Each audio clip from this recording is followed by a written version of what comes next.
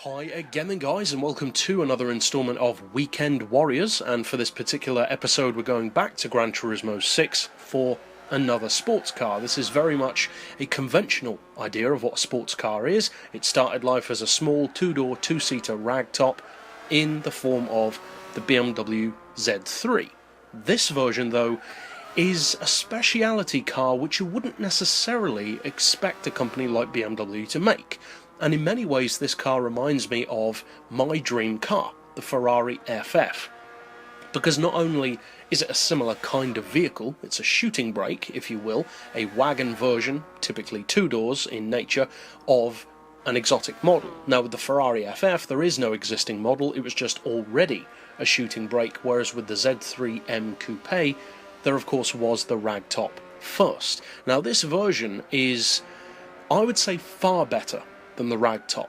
You've got the added advantage of structural rigidity, which the ragtop just doesn't have, and generally speaking, convertibles tend to be heavier than coupes do anyway, because they have to be reinforced more. And you guys know this for the most part, but just for the benefit of those who may not, that is the case. Now this, straight up I would say, is one of the best sports cars in the game. One of the best small two-seaters, one of the best coupes overall. It's a brilliant machine.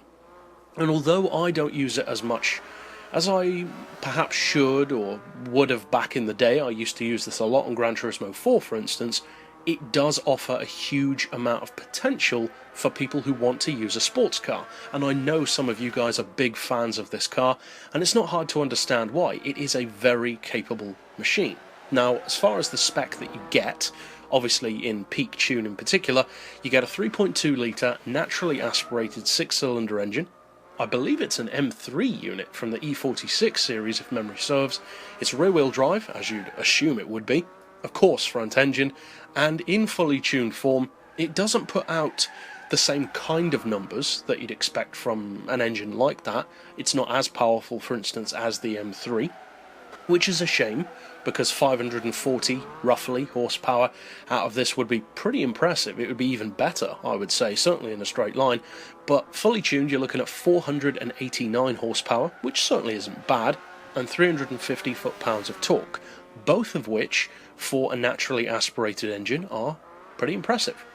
Now the weight on the car isn't ultra low, despite the fact that it is quite compact, but when fully tuned, you are looking at 1,200 kilos, which certainly isn't going to break the bank. That's not ridiculous by any means. The horsepower per tonne is 408, which is a pretty good number to be working with, and the PP level could very easily be too high, I would say, on a car like this, about 530, 540. It's actually 521, and that may not sound like a huge difference, but it really is. Having an extra 10 or 20 PP more than a car should really have can really hinder it online. Whereas with this car you can detune it and use it quite well, I would say, at the 500 pp level for instance, or higher if you wanted to, maybe round it off to 520.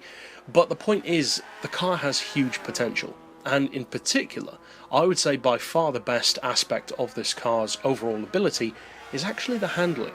And you might not assume that would be the best. The acceleration is very good, the top end speed for its power is not bad at all, but it's that handling which really sets it apart from so many other cars in this series. And I would go so far as to say that this is one of the best handling sports cars of this entire series so far, and I'm including in that every other car here.